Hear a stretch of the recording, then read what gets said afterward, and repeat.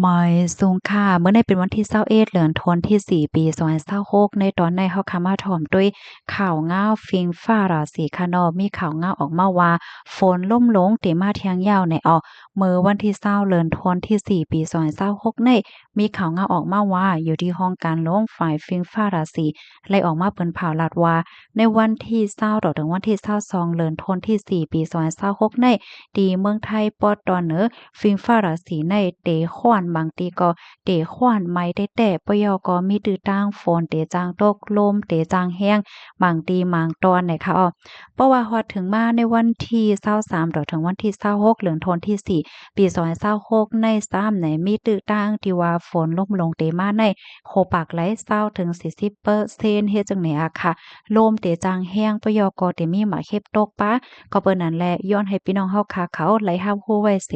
ห่างแฮนโตตันหับมือลมเลี่ยงหลงในปอกำในเสกำในคาในได้ก็ก้อมกาพี่น้องเฮาค่ะที่อันอยู่ไว้ดีเมืองไทยก็นานกว้ยไหนค่ะเนาะพี่น้องเฮาค่ะเจออันอยู่ไว้ดีในเมืองใต้นี่ก็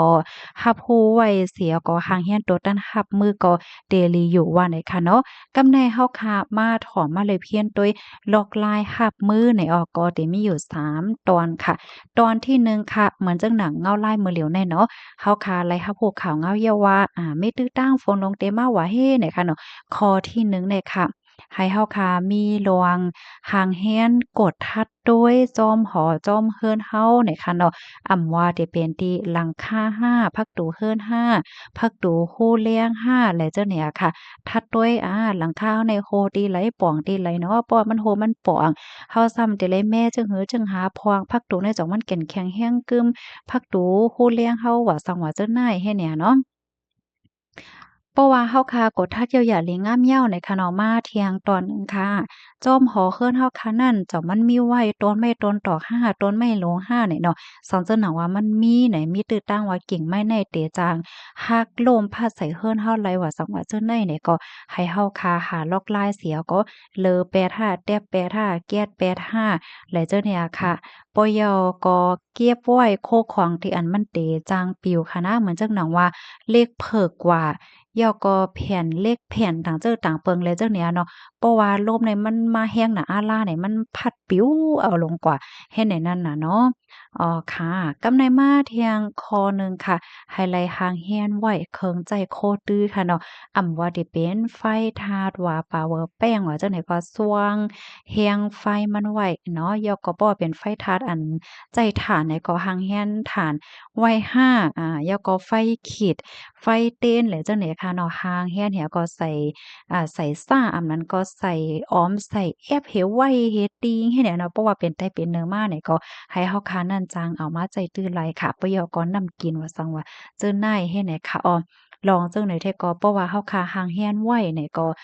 เพราะมันเป็นไตเป็นเนื้อมาเนี่ยมันก็ง่ายดอนตาเฮานั่นขนาดเนาะวิทยาไว้ก่อนเฮ็ดจั่งใดเพราะว่าเฮาค้ำเลยห่างเฮียนไว้เพราะว่าไฟฟ้ารับหมวดเฮาเฮ็ดเนี่ย ไฟขีดไม่ดีไหลในไฟเต้นไม่ดีไหลในค่ะสู้ๆสักๆเสียงโมเทจังเนี้ยเนาะค่ะกำในเฮาคามาเที่ยงตอนหนึ่งค่ะมือพ่วงตีฝนหลงลมหลงมายาวเฮาคาซ้ำกึ่งนี้เลยเฮ็ดจึงหืออยู่ไว้ดีไหลหนังเหินป้อเตรอดเพศดีสุดในค่ะเนาะก็ให้เลยอยู่ไว้ตีในหอในเคินเหี่ยวก็ปิกพักดูปิกพักดูโฮเลี้ยงปิกกูเมียวๆค่ะนะ เตเตลอดเพเนี่ยค่ะอย่าไปกอดซ่อนโตอยู่ใต้ต้นไม้ว่าป้ายจองอย่าโฆษณาอันนั้นก็ปื้นเตียนตึกก่อสร้างไว้อยู่ที่อันมันแก่นแข็งแรงกึ้มและจังไหนได้อย่าไปกว่าอยู่นะคะให้อยู่ไว้ดีในเฮิรนน่ะเฮิรนเตอค่าสังหาเจ้าในเนี่ยค่ะปยก็ให้เงื่งลวงอยู่ดีกลางป่างว่าเจ้าในเนี่ยเขาเนาะย้อนก็เปนว่ามันอำลอดเพเนี่ยค่ะเนาะโกงหญ้าฟ้าผ่าห้าสังห้าเฮ็ดจังไดค่ะย่อก็อย่าไปใจอันโฟนเนี่ยค่ะเนาะโฟนมือถือมือพ้องตีฟ้าแสนฟ้าห้องกรึงกรังกรังกรึงเนี่ยนะอย่าไปโอโฟนอย่าไปใจโฟนในหรือเสเปิ้นเนี่ยค่ะเสียก็ตีในหอในเฮือนเฮานั่นไหนก็ให้เฮาค่ะเข้าใจถอนแปดปลั๊กไฟค่ะเนาะบ่ได้เป็นปลั๊กไฟที่เฮาค่ะเสียบไว้สายเงาหางเสียงทีวี5สังสิงจังไหนค่ะเนาะถอดแปดไหนเนาะกำในเฮาค่ะซ้ำมาโดยเที่ยงไหนค่ะ ว่ายหลังเสเป็นค่ะเนาะสังเจอหนังว่าฝนลงร่มลงมายาวฝนเหิดยาวไหนเฮาขาซ้ำเกิงนี้เลยเฮ็ดจึงหื้อเนี่ยอันนี้ลำลวงได้ขนาดพี่น้องค่ะไฮไลท์สติไฟฟ้าโคมือวันตั้งมือวันนั้นเนี่ยเฮาก็บ่เลยสนใจการในตอนนั้นค่ะเนาะเฮ็ดแล้วมื้อป่นมาป้อหึงหังได้มันยามมีข่าวค่ะนะก้นวานก้อนหนึ่งในค่ำเลยสติในตอนไหนเผอว่าฝนล่มลงมาน้ำท่วมหังให้ไหนยาวๆกว่าอำแจกเขาก็กระเพียวกว่าล่างกว่าหางเฮิรนเขาในเลื่อนสุดก็ถุงยาไฟฟ้าหลุดถึงที่บ่รู้เซ็งสายใจค่ะนะมันยามมีข่าวออกมาก็เปิดจังนั้นแล ไฮไลท์สติไฟฟ้าโคค่ะนะอย่าไปกึ้งก้างเหี่ยวก็เข้าจำสายไฟว่าปากไฟว่าอันมันก็เครื่องใจไฟฟ้าที่อันมันย้ำนำไว้ว่าสังว่าจังไหนในเนาะเพราะว่าเฮาค่ะอำมั่นใจว่าเจ้ามันรถเพห้าในนั้นในห้องฝ่ายอันเปิ้นโรงเรียนฝ่ายไฟเขาในมาทัดโดยก็หลีเฮ็ดให้กำในมาแทงตอนหนึ่งค่ะไฮไลท์สติเกี่ยวเลยลองโตสัตว์ค่ะเนาะจอมหอจอมเฮิรนจอมฮองเฮาว่าสังว่าจังไหนในเมื่อพองตีนนำโทมหาสังหาไหนในจอกมันมี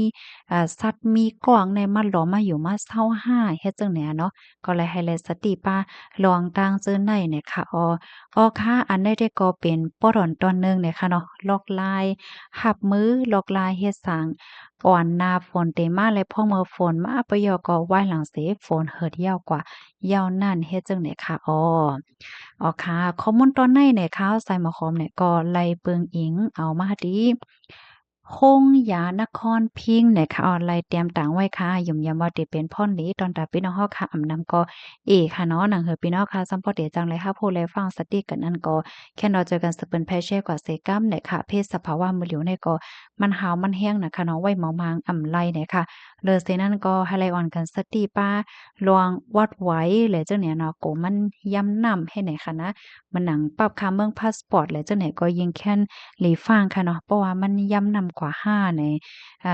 ตาได้เฮ็ดขึ้นมันก็เลยใจขิงใจข้าวเฮ็ดจังเนี่ยเนาะอันขย้อนให้พี่น้องเขาฟังแทงแต่ก็ในบางปอกนำเนี่ยเนาะเพนำโทมในบางปอมังไรมันมาแห้งหนาล่ะ